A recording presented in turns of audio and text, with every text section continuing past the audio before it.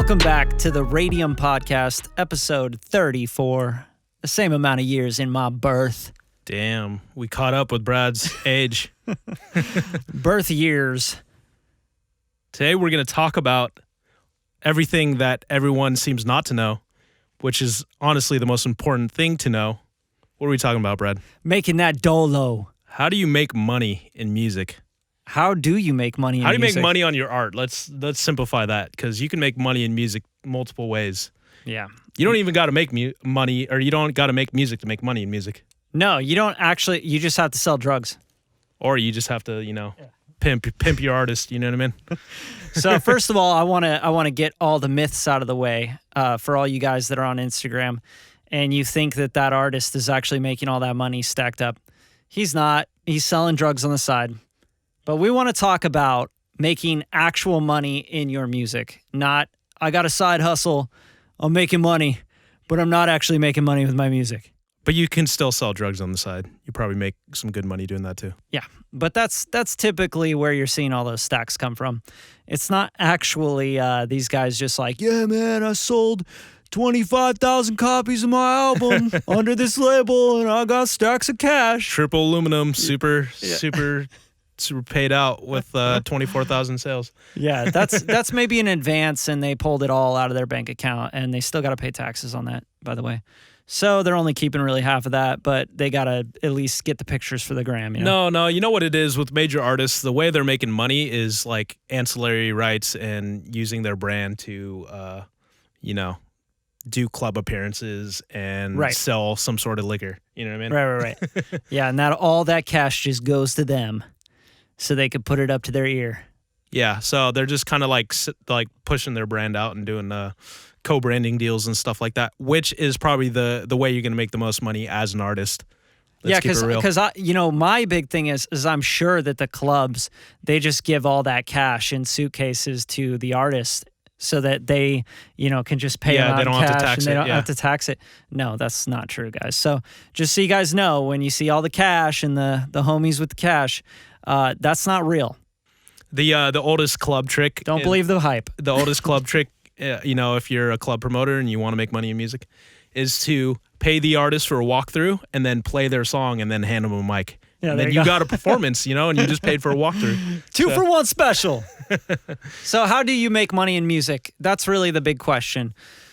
I think that you have to be patient. Obviously, that's number one. That's absolutely, if you start making music and you think that there's a bunch of money in music and, you're, oh man, I'm going to make records and I'm going to make all this money because these guys that I know sell beats and they make money on BeatStars and they're making big paychecks. This is a very long game, folks. This is not a, hey, I get rich quick scheme.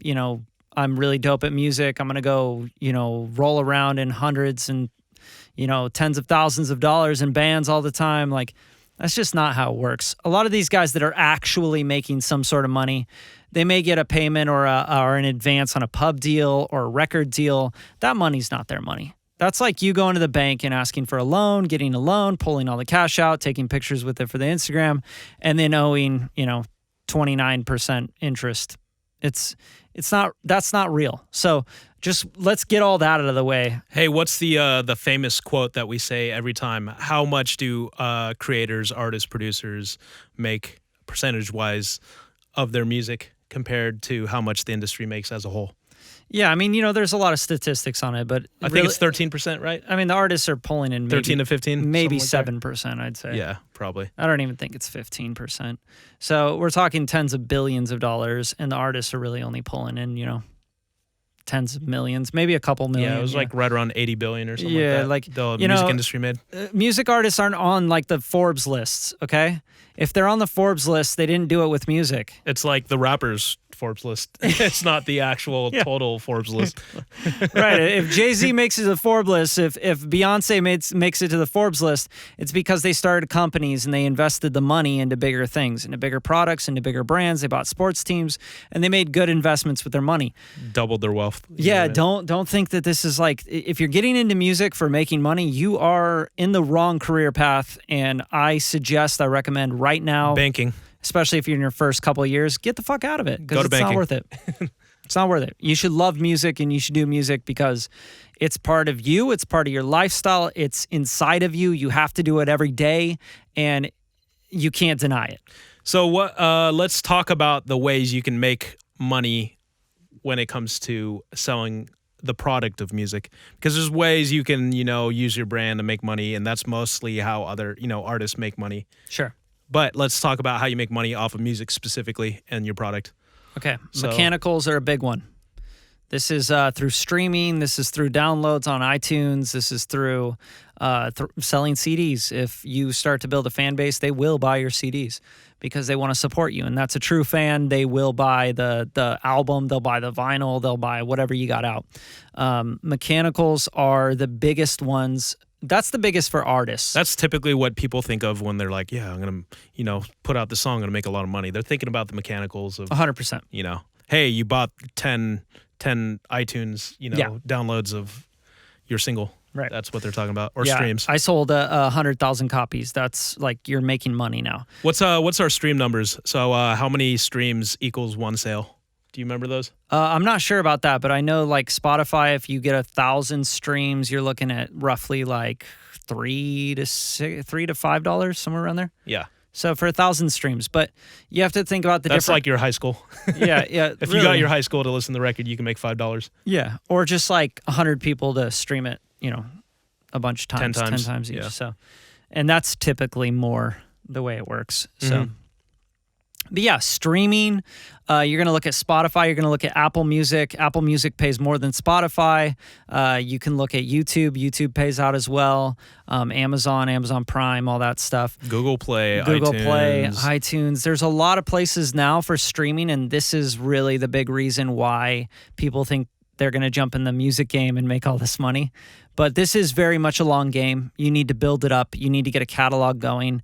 You're not going to get a hit single and just like go flying through the roof. You won't be ready for it anyway. If you did get a hit single and you weren't ready for it, you can't follow it up. So, a hit single can change your life, but it can change your life for maybe only a year. It just depends on what you do with that hit single. But Washed. Yeah, streaming is a big one right now. The mechanicals, they passed bills and acts that actually are starting to get the master ownership closer to the pub ownership. So those are starting to balance out, which is really big for artists. That means that you guys are all going to see like a 30 to 40% increase on your incomes through mechanicals, through streaming, through purchasing digital, physical copies. So that's the biggest one I'd say for making records. You're an artist, you're a producer. There's only 3 ways to make, and mechanicals is the biggest one. 100%. The second is what everyone's kind of getting hip to now, which is writing and ASCAP, BMI, your publishing, your writing, which is your royalties. Yeah, it's your royalties. Part of the pie of your royalties. Yeah. So writing. In music, it usually gets split between the production and then the the top line, the hooks and lyrics. Yeah. Brad's more used to being in the score and film television world. He's used to that just being one thing because you usually don't have top lines. It's 100% writing, 100% publishing.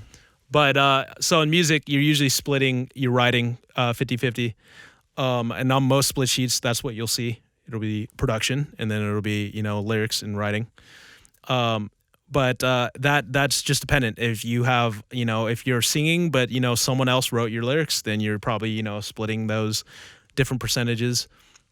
And with production, if you got a bass player or different instrument players, if you're in a band, you obviously split that production multiple ways. Yeah, depending. If you write all the parts and then you're like, hey, you're in the band and you're going to be the bass player, I'm going to write all the parts, but you're going to play the bass on tour and stuff, then you'll get a cut of, the tour and the door at the clubs we play at, but you don't get the split of the writing, right?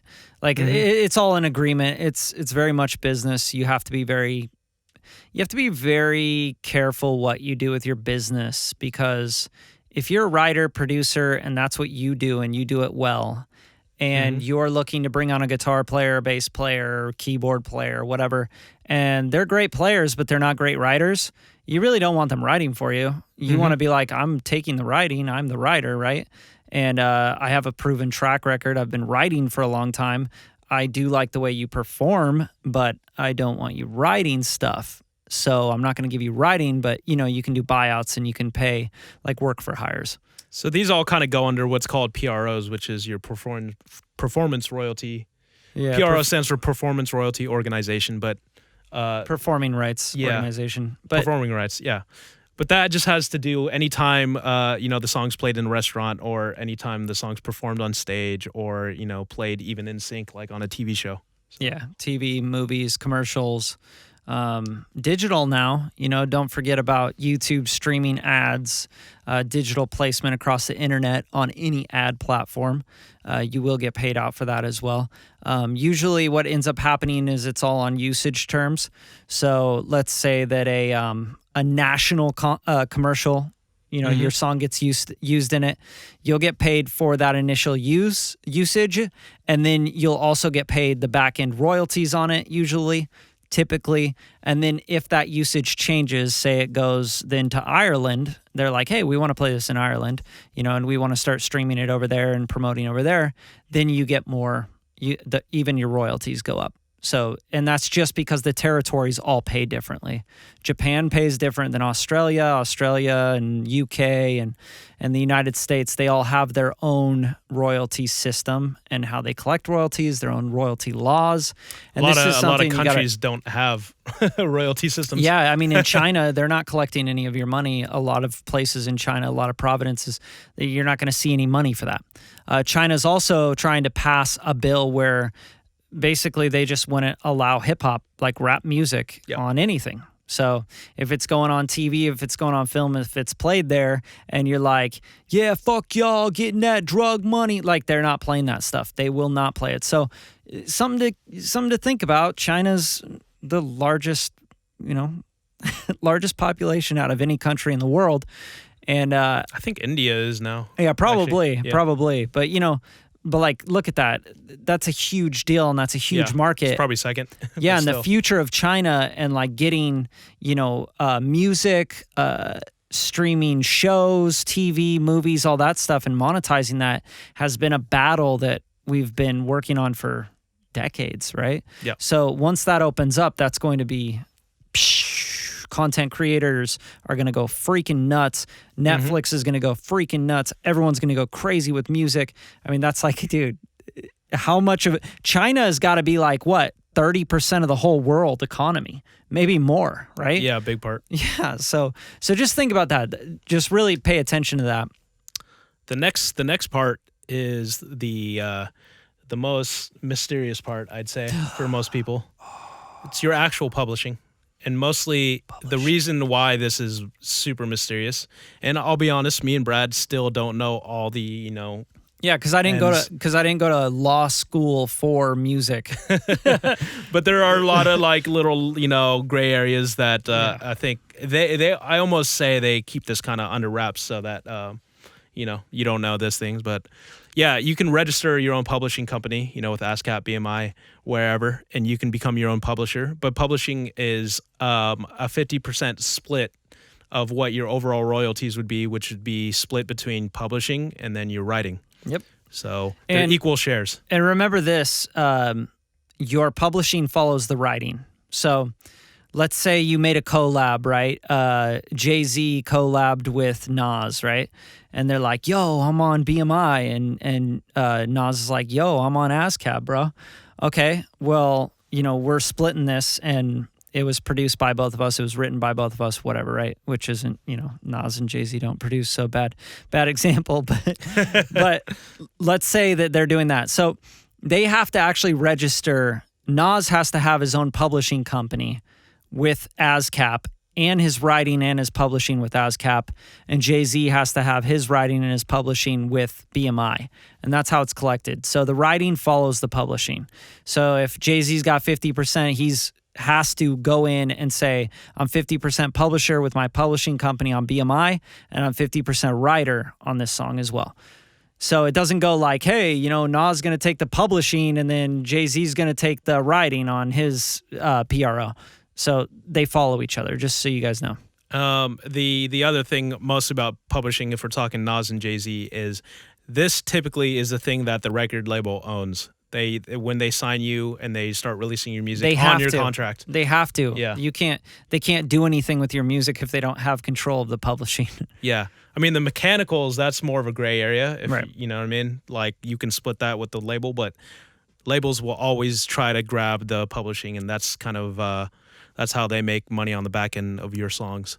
And remember this is a big thing, because monetizing your music, owning your publishing is a big deal. Yeah. Right? Because now that publishing is becoming as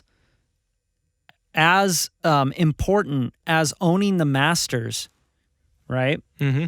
You're getting, like, say the masters is worth, let's say it's $1 million, right? Mm-hmm. Well, now the master's worth $1 million, and that's master ownership. And then the publishing is getting up there. It's like now it's like at $750,000. That's how close it is now. It used to be, before all these acts were enacted, that it was like the publishing was worth like $250,000, $300,000, and the master's worth $1 million. And that's why record companies were winning, right? They were signing these deals going, hey, we want to own your masters. Well, they'd take the masters and the publishing. Yeah, that's where all the money's at. And if you know that the record companies want your masters and they want your publishing, what should that tell you as an artist? It should tell you that that's where the money's at, right?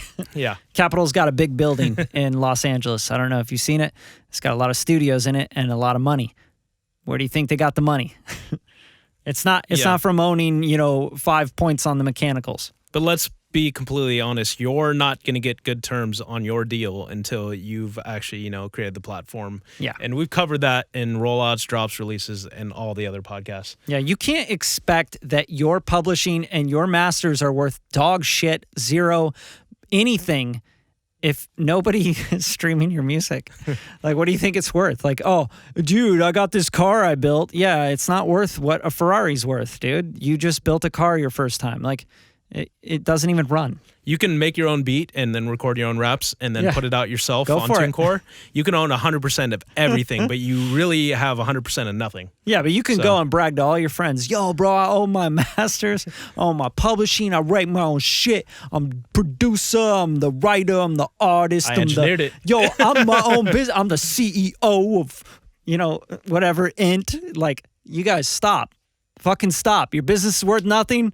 Your publishing is worth nothing. Your masters are worth nothing. Yeah, you streamed, 200 streams on Spotify. You're worth nothing. You have to invest in your art to get a return. It will always be that way. That's the basics of business. It's like... So your fans, your draw determines your value. The record labels sign people based on value. You can have 1,000 songs in your catalog that are worth zero. Dog shit. Zero streams. Dog shit. So just remember that. It's really important to understand, like, your value is only what the marketplace puts on it. You might be a really valuable friend, family member, dad, mom, son, whatever. You might be really valuable to your church. The marketplace says you're not valuable, you don't get any money. That's the way it works. Let's get to how you would actually make money being an artist, because become valuable. Yeah. But the value and making that money actually does not come from selling your music. Let's be completely honest. Even Drake, who sells a ton of music, I mean, he's making a ton of money off of his music. But if you compare that to a businessman, a CEO of a Fortune 500 company, it doesn't compare. You know what I mean? Right. So because it's not, the music's not the product. Yeah. The music is the brand. The branding is the product, okay? So if you get your head around that, then you'll really understand what music is. It's a lifestyle branding opportunity. It's when you become an influencer. It's when people want to pay you to endorse their shoes, their freaking beeswax lip balm. Lotion. They want you to come to the club, stand behind the booth so they can put you on the flyer, and then they want to give you, $50,000. But that's the thing. They're not going to... I think we own cool. I think people in music That's own what the it cool. is. Yeah. Like, you can draw paintings and you could own and like that could be dope, but you're not like put on this like high plateau like you are in music. Yeah. Or even a film director. Unless you're Banksy. If you're Banksy, then you're like, yeah, bro, I shredded my thing at the auction. And people are like, yeah, I want to pay twice as much for that. That's sick.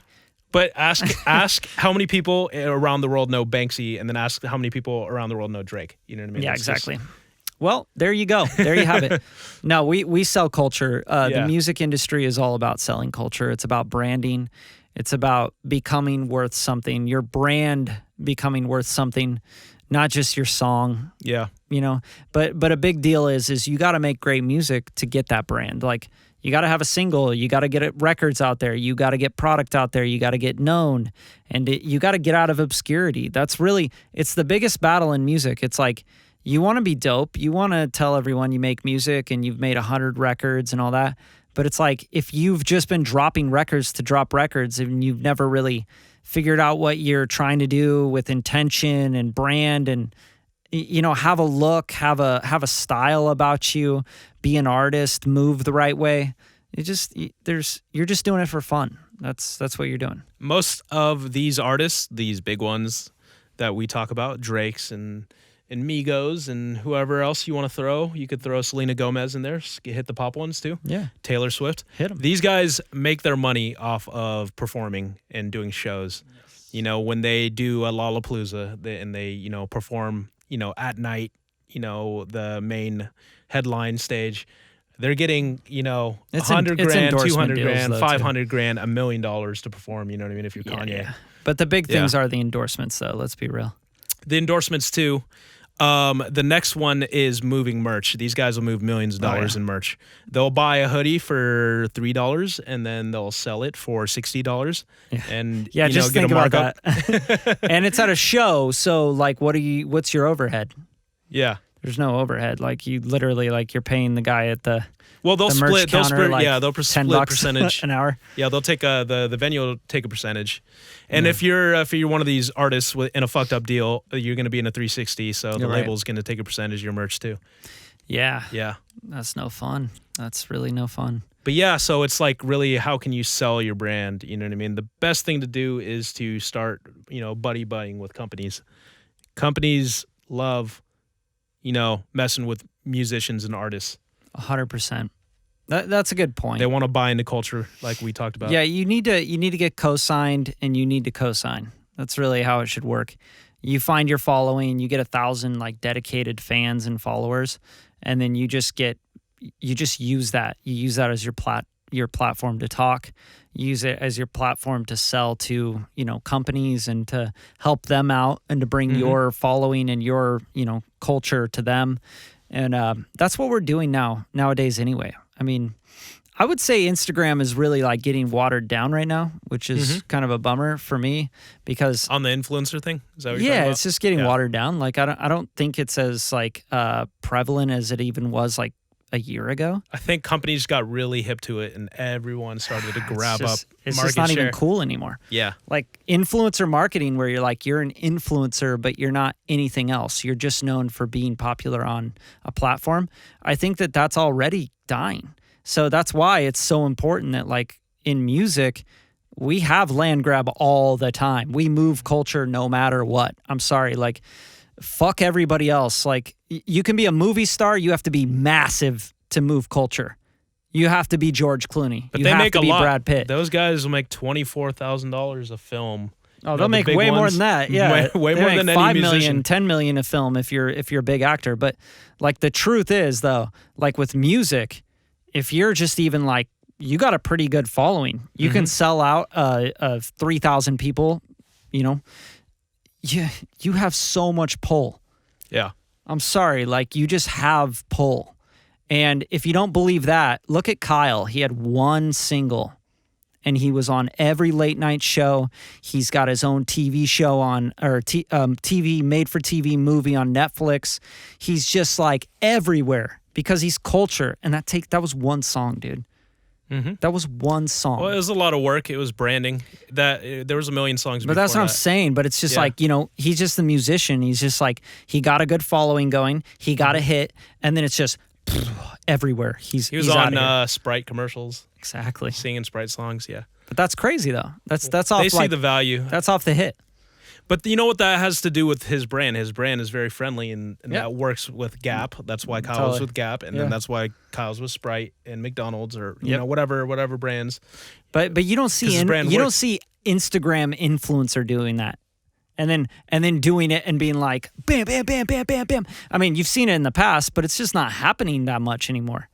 You see it with artists, with like music, it just happens. Like Taylor Swift, bam.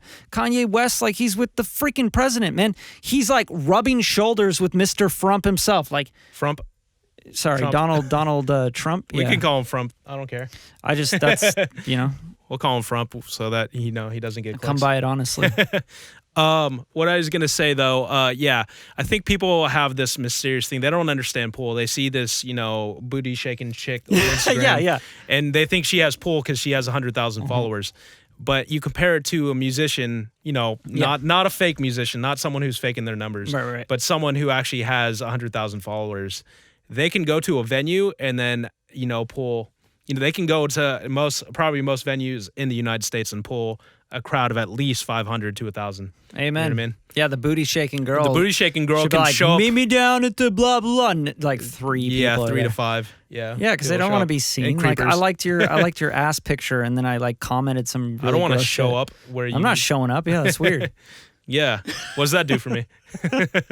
Are you gonna show your ass there? Like, is that even legal? But yeah, so like we own culture, and you just have to hack that into making your money, which is the important part. And the best thing about music is you turn old, and you're just Johnny Cash. You're just dope. You're still dope. You're Willie Nelson. Like that, or we forget about you. or you're Kid Rock. You're Kid Rock, Like I saw this meme that showed Kid Rock, like, and he was like up on the podium, and he's getting older, Mm-hmm. And someone said, Why does Kid Rock look like Dr. Phil dressed up like Kid Rock? That's fucked up. I lost my shit. But he really does. Like, he's getting old, he's getting the scrunchy face and stuff. You know what's funny? Old in music is like... It's dope still. 33? You're still a legend, though. No, but it's 33 like in sports. Is like, oh, man, you're past your prime. You're not 19 anymore. Oh, you're 33, bro? Man, you're still trying to rap? Like, yeah. Well, no, unless, like, I mean, there's certain artists who got on later in life. I was going to say, there's so many artists that are still so, like, legendary, man. Like, oh, of course. Legendary. It's just the hip-hop thing, like, it's newer. Like, trap goes music. for pop music, like, Like DMX just got into crack cocaine, dude. Like you just gotta know your drugs. Like Willie Nelson just smoked a ton of weed. I want to see what we're talking about when Bieber's like 45. I bet he'll be 45-year-old. I bet he'll be a legend. Yeah, he will. Yeah. But I just want to see what his crowd looks like. Is his crowd they're gonna scale up too, right? I'm imagining. Yeah, of course. It's like Backstreet Boys in sync. Yeah. Like, I wonder what those concerts look like now. Just moms. Yeah, just lots a of bunch moms. of moms losing their shit. Moms drinking Zima. Like, do you still put Jolly Ranchers in your Zima? Yeah, so let's talk about money. Let's talk. You guys, the funny thing is you guys have no idea what I'm talking about when I just said that joke. That's why I just... You're like, yeah, dude, I'm in my 20s. I have no idea what you're saying. They know about swag and money, though, so we'll just keep it to those two things. Swag and money. Yeah. So the most important thing when it comes to making records is to get your damn splits right, man. Yeah. And make sure you do your splits, because if you don't do your splits, what happens? It's just so hard, man. You like, as an artist myself, you forget to like, oh yeah, we're making art, but hey, we're making art in a studio that I'm paying for, and a computer that costs me $5,500. And speakers that cost me $8,500, and so on and so forth, and all this software for thousands of dollars. And then you're like, wait, we're making music and we're going to sell it too. Yeah. And then, like, my biggest thing is, like, you never know when you're making a song and it's going to generate millions of dollars and it's going to change someone's life or everybody's life in the room. Mm-hmm. So you just never know. You don't, and I say that with everything. Like, you never know who you're talking to. You're talking to the guy that's like, you're like, this guy's an idiot, right? He's such a, like... Well, a lot of people are just not educated. I'm lit, and you're like, his music sucks. 2 years later, he's like #1 artist on the billboards. So you just don't know who you're talking to in this industry. Damn near you don't know who the fuck you're talking to in LA proper. Like, you're just, you need to just have splits are all about, okay, guys, before we get ahead of ourselves, let's let's get this taken care of so we can get back to the music. Yeah, you either do it beforehand, you do some work for hires and make sure that that guitar player is not taking writing. Yeah, right. Or you do it on the back and you have an understanding with people and you figure out what contributions are, because if you're Kanye, you know how many people he has like, hey, could you just try this on the record? Yeah, right. Just hanging out in the room going, yo, yeah, that'd be dope if like the hi-hats went.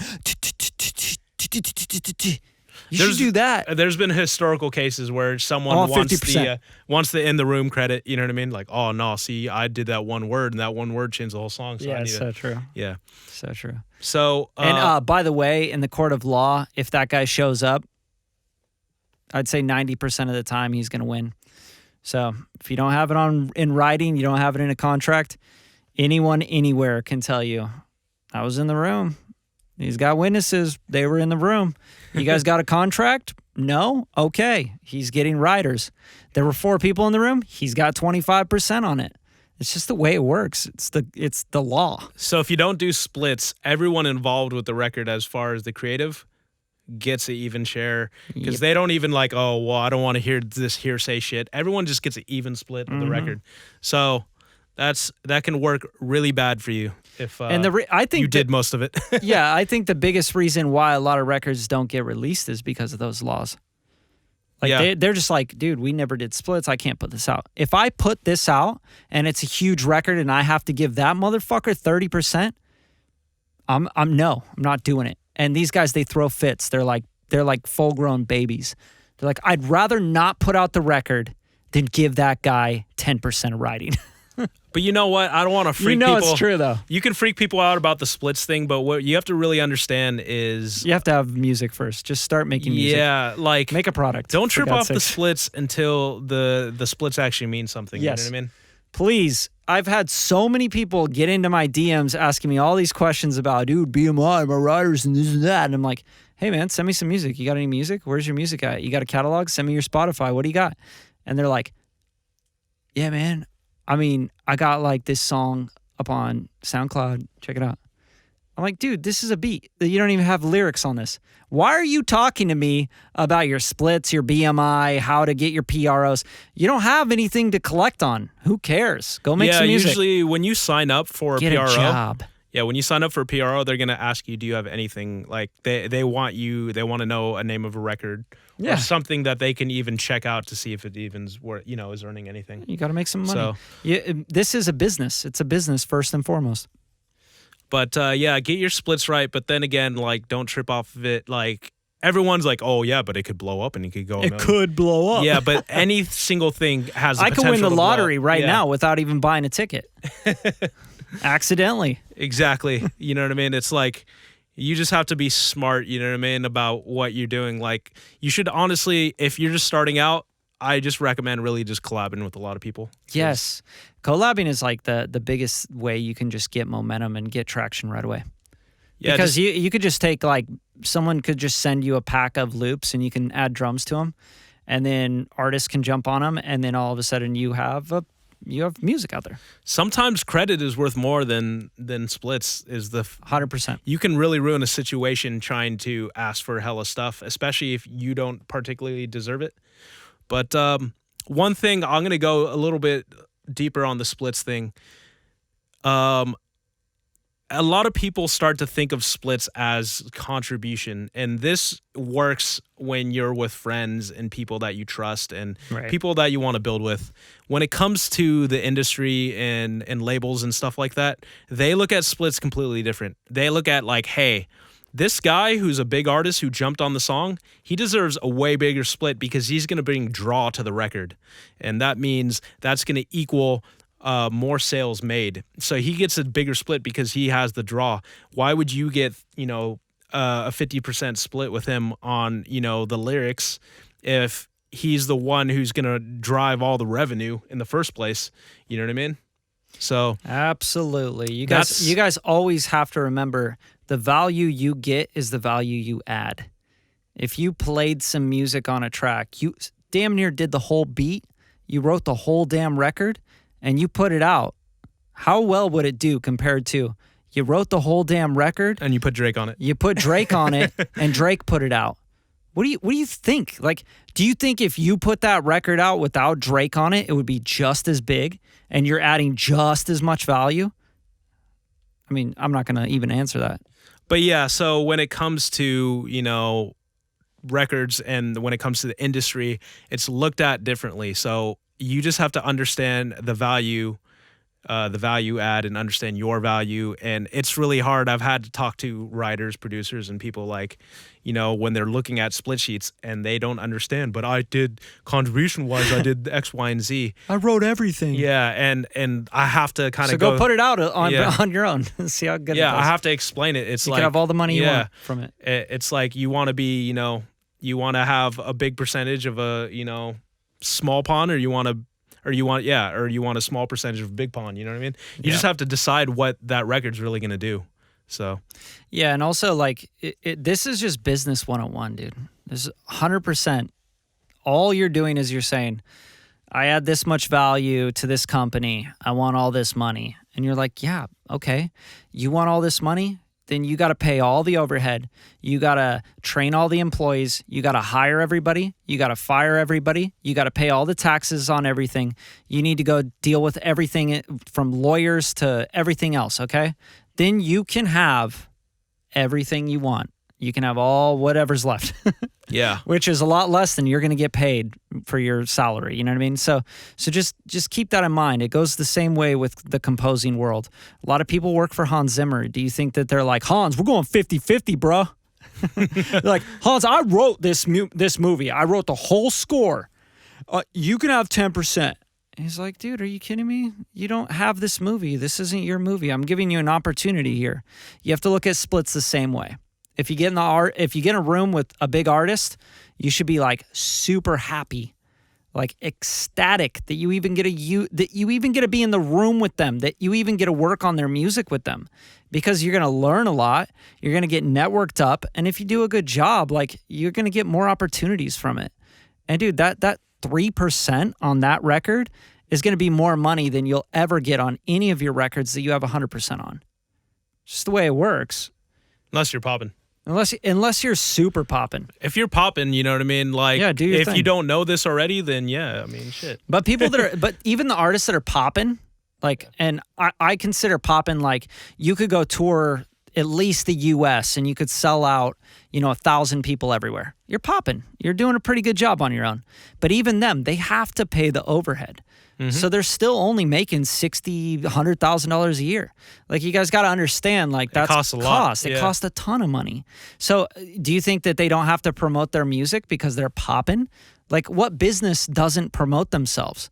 Like, you have to put in the money. You have to pay for the mixing, the mastering, the studio time, the production. What about the marketing costs? The marketing, the branding. Music video. You're chained to look dope, dude. Like, if you're really popping, playlists. How are people going to think you're really popping if you're driving around a broken down Honda Civic, Like, you got to pay for shit. So there's a big cost to being popping, especially in the urban genre. Mm-hmm. Like, people aren't going to believe that you're popping, even if you're selling records and you're going around and you're touring and stuff, and you dress like you're homeless and you can't afford anything. Like, well, homeless is the newest look, man. Look at what Kanye's doing. Except, like, those Balenciagas, like, those cost a lot of money.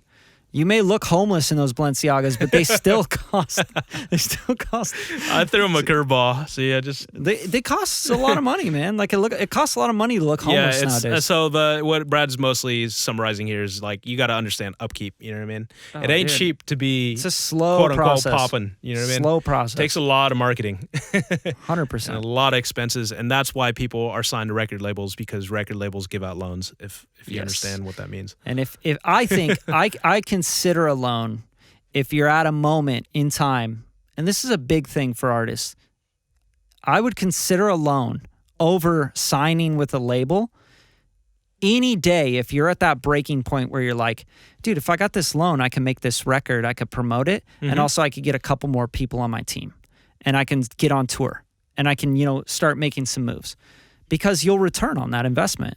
If you're at that breaking point where you can go around, you can sell out 500 people at a show across the U.S., major cities, take the loan out. Don't go with the record deal. they're going to take a lot bigger of a percentage than the APR that you got to pay back on that loan. Yeah. So I just want to do this in summary.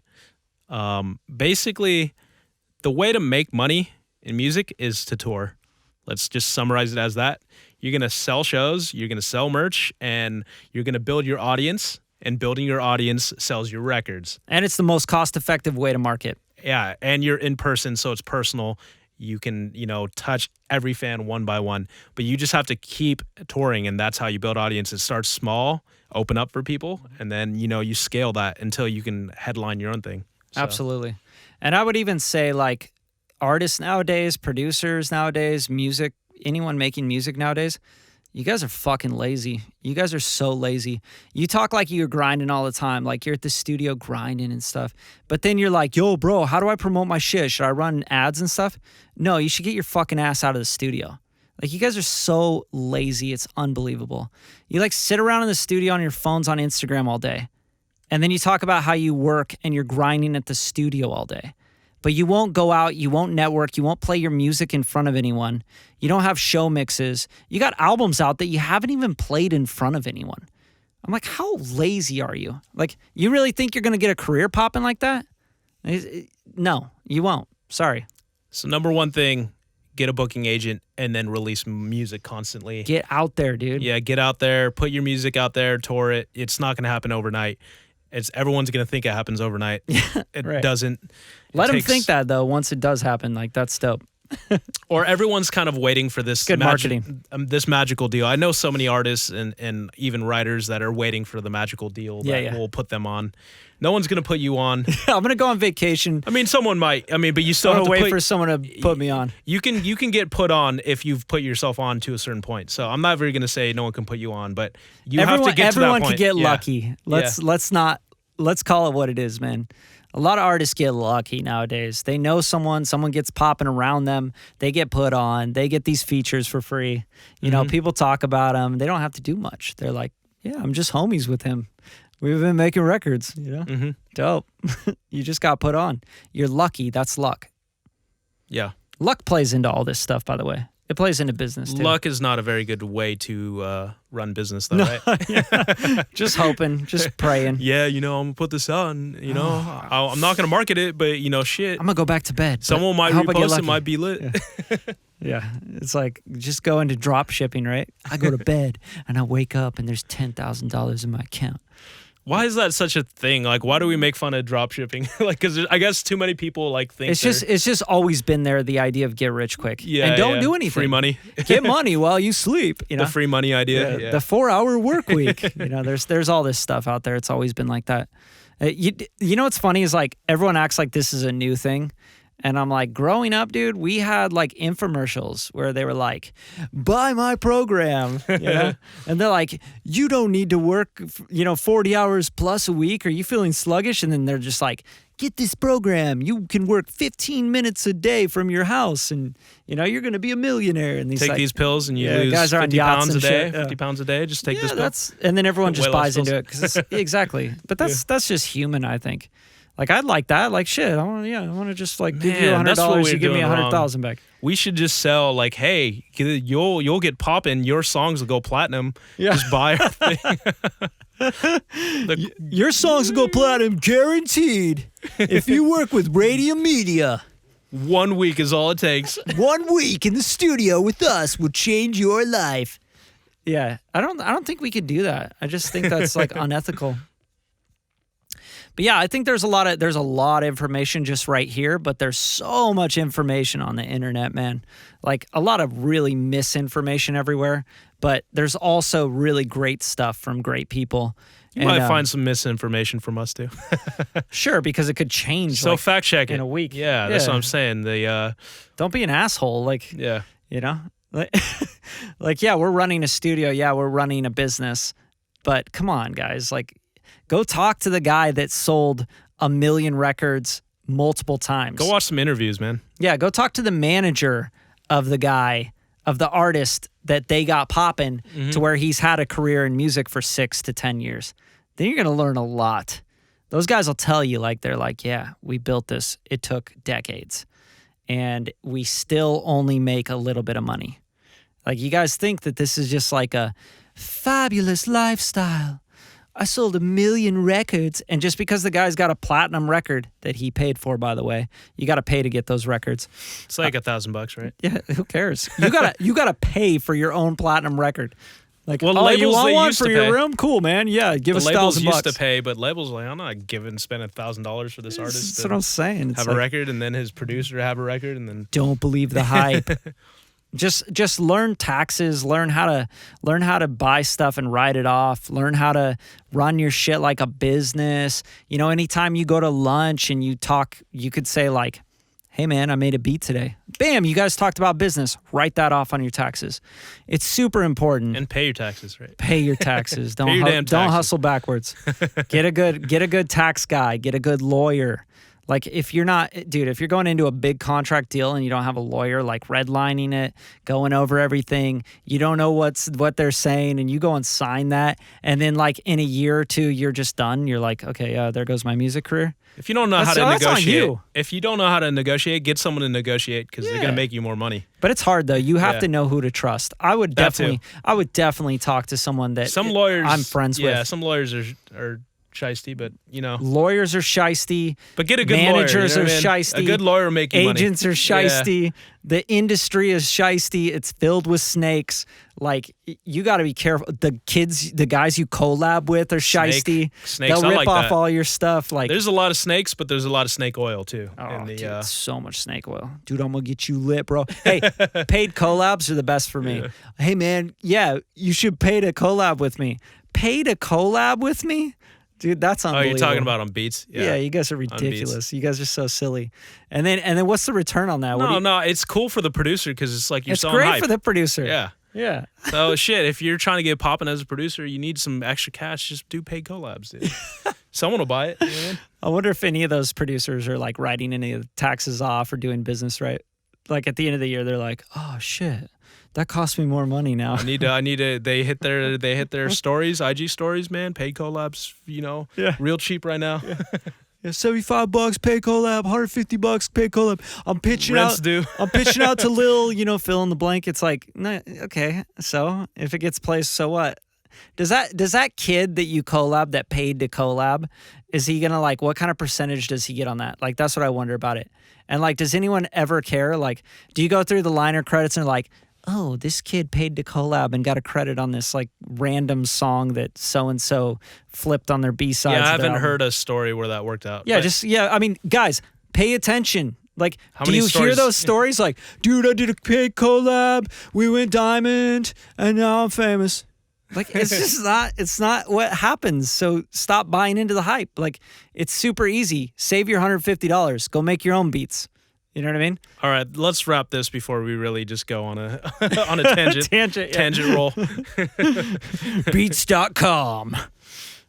No, seriously though, like I think there's plenty of information here. There's plenty of information in episodes 1 through 33, on the music business, on getting your publishing right.